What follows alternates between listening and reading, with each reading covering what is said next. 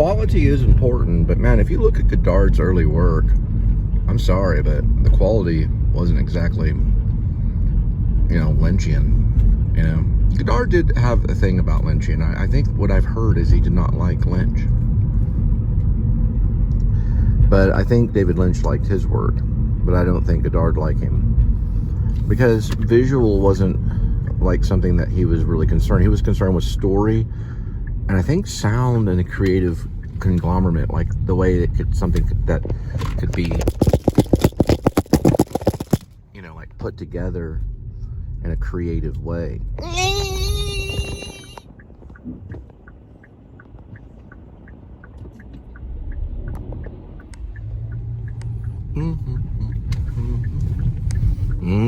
Really what they are is they're gestures that have these sticks, and they're like shaking the stick, with the little bells on the end is really what they all are. From the actor to the producer, all the way through to the filmmaker, director. They're all gestures. Now, we talk about Spike Lee. So, Spike Lee started off not exactly Stanislavskian style method and Robert De Niro style acting from like Deer Hunter or whatever. Spike Lee started off as a filmmaker covering the spot. And he put a little bit of this, but in Malcolm X, he was pretty good.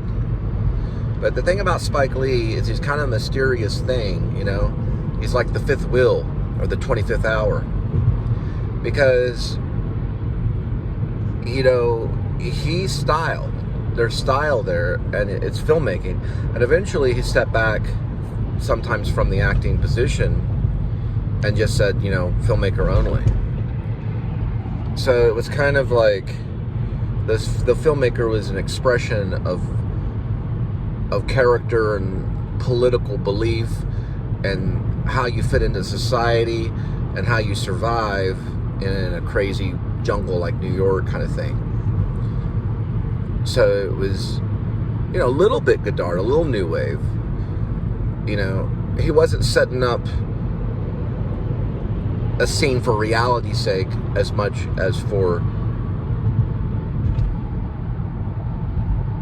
political expression, maybe. You know what I mean? It had a political point. You felt that when you were watching it. But yet there was reality in a lot, It goes all the way from She's Gotta Have It through Do the Right Thing all the way to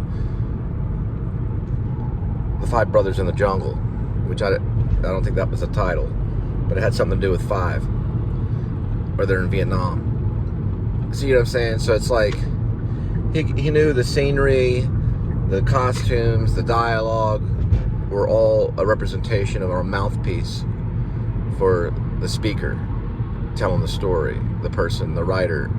They were just there to help along the story and to make that point that he was trying to make.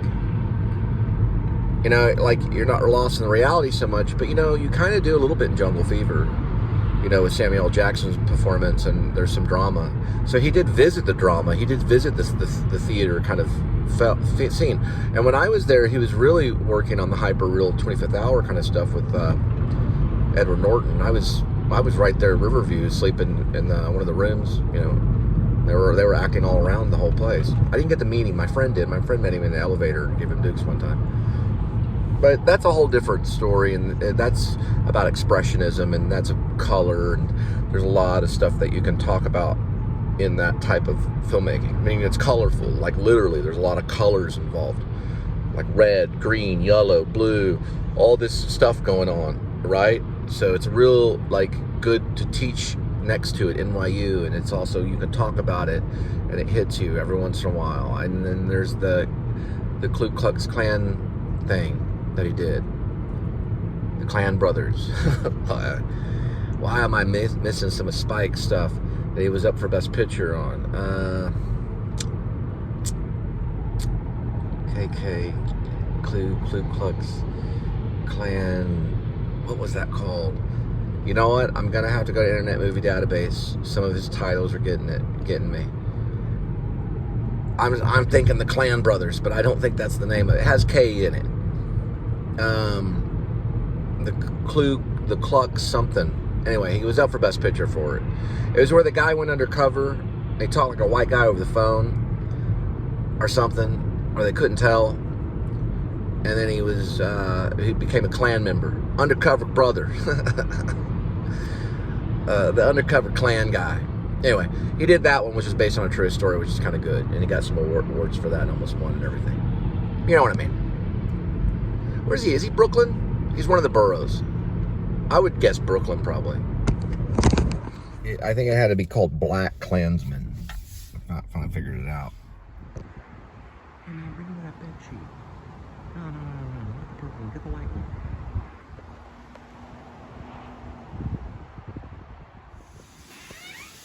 What's going on, kitty?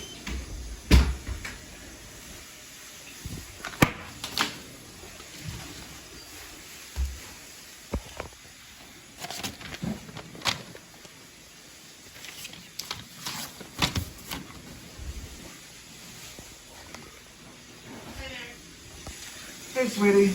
Hello. Oh, I know my shoes. I took off my shoes.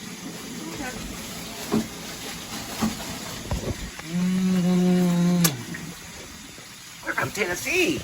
Good job. Brother and sister from Tennessee. That's how brothers and sisters kiss, from Tennessee.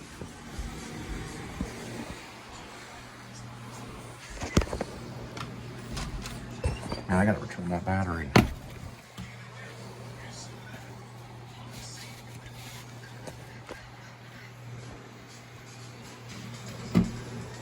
So what we're going to do is we're going to find the play on here, which is I'm going to, and then I'm going to broadcast it from that speaker way under there and film it. Right here, the clear one. Yeah.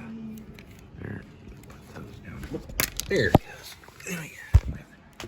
There. Put these on right here.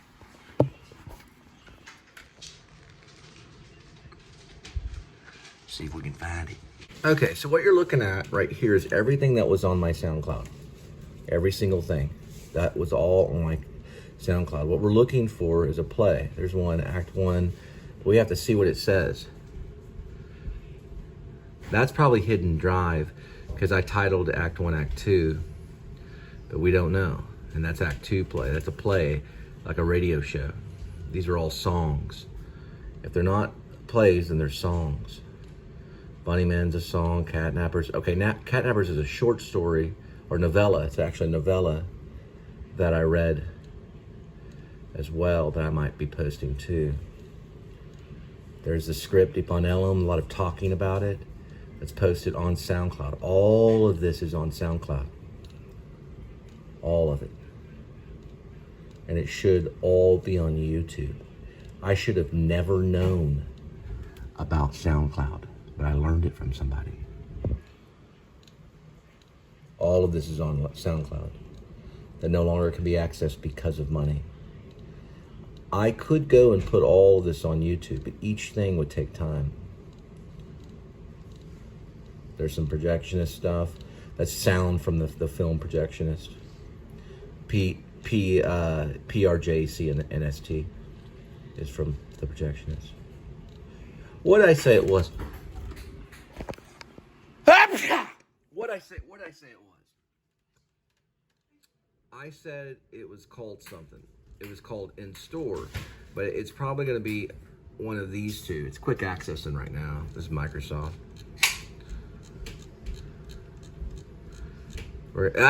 We found it. In Store Play. That's going to be the first one right there. There it is. Okay, that's the third play I did that summer. The length is 1 hour and 29. So we're going to have to put that in segments of about 30-minute segments. That first one will take 3 parts for Act 1. Let's look at this one. See if it gives us information. That's why I don't like Microsoft. It's ambiguous. Like, it gave me information right there. Why won't it give me information here? It's got to find it. There it goes. That one is only 30 minutes. So we'll be able to post that one in one take. This will take 3 posts, so we're only going to do 1 today. And then what we'll do is we'll listen to it and then find it again. Okay? Now what we're going to struggle with now is opening it, which is our next step. We get that Microsoft, we get the Mac Pro, and we go like this. You better watch out. You better watch out. If I get a MacBook Pro and I go like this, like how all this is on Microsoft, you better watch out. Because all of this stuff should have been on a MacBook Pro. But there's a reason for all this, okay? We'll get to that later. I'm gonna try pull that up and put it on the sound bar. Then we'll try to it's right through here, that sound bar. We'll record that sound bar for her. That's the play that I wrote under Ash Cole. All right. There's the sound bar. It's kind of dusty. Go ahead and turn that puppy on. We're probably gonna set it about like that. And then I'll put this S probably like that. And I'll put something bank-like right here. All right, so for the set, we're gonna put $1 right here, right against this little snake-looking thing. Just set it with this right here, little candle. And that's gonna be the shot for in-store for right now. Let's see if I can.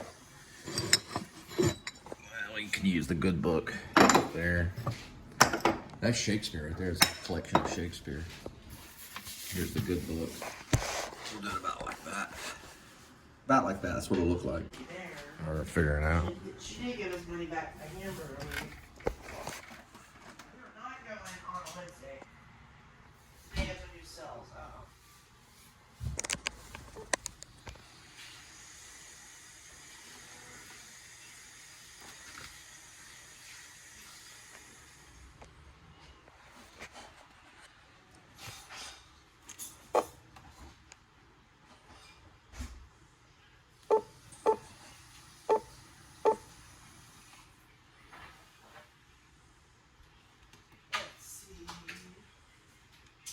What time did you get here? About 11?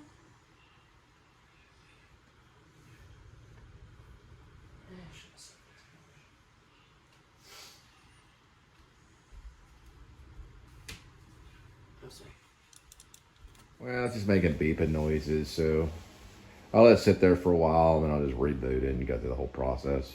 That's why I really do want to talk to Apple about seeing if I can do money down and get on a payment plan and get the MacBook Pro and just kind of start over.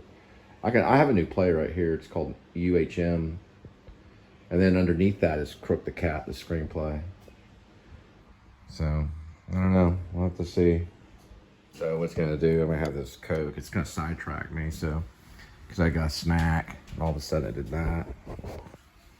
So it's kind of like this never-ending story.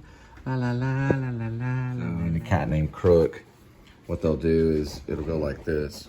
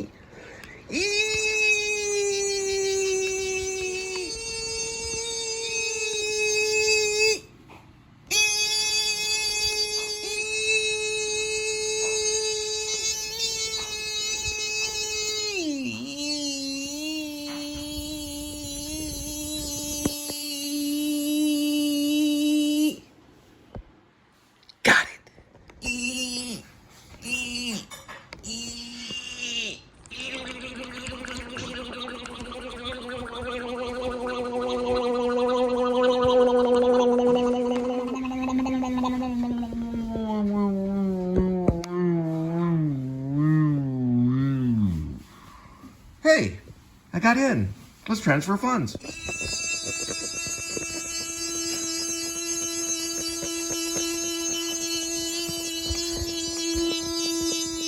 Okay. Then he's making chicken. I have a little appetizer.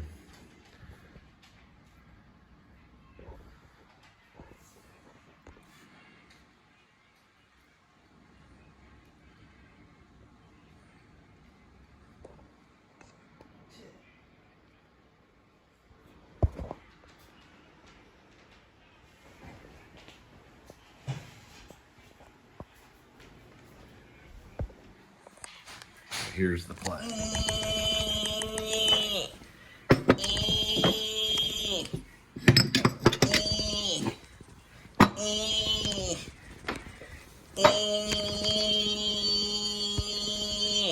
And cut. That's the play. Nah, it's on SoundCloud. It's in Germany, Berlin. Brought to you by Pure Protein. Just like my dad. And Roku. I don't know if my dad eats these, but I'm just saying, like, man. Just like my dad. Just like my dad. Just like my dad. Just like my dad. Just like my dad.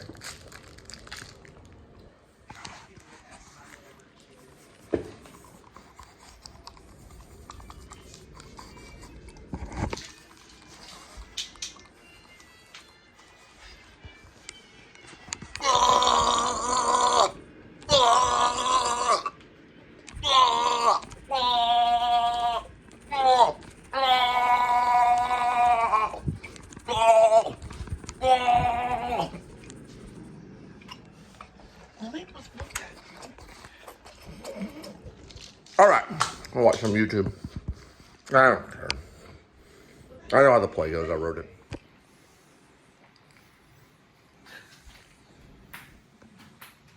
Oops, I think I just found a whisker.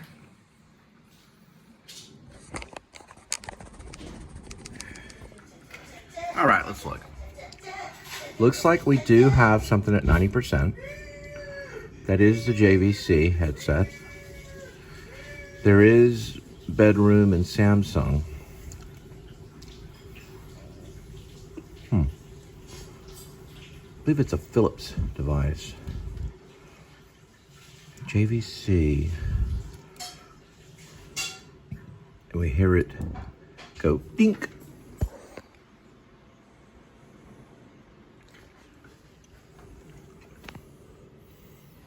That's how I did it when I did the play.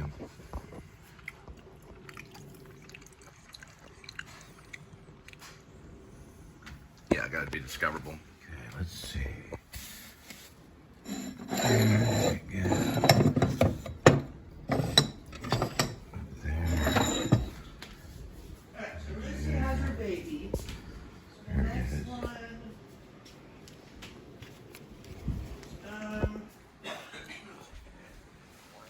Let's see, no sugar allowed is a little bit further down. So let's see, what's the next one after this one? There it is.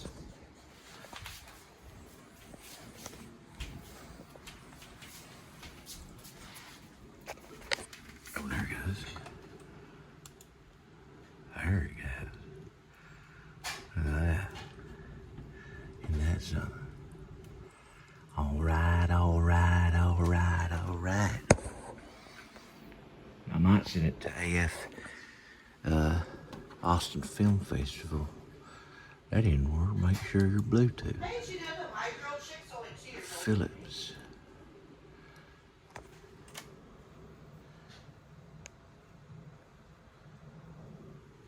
We'll have to see. All right. All right. See what we got.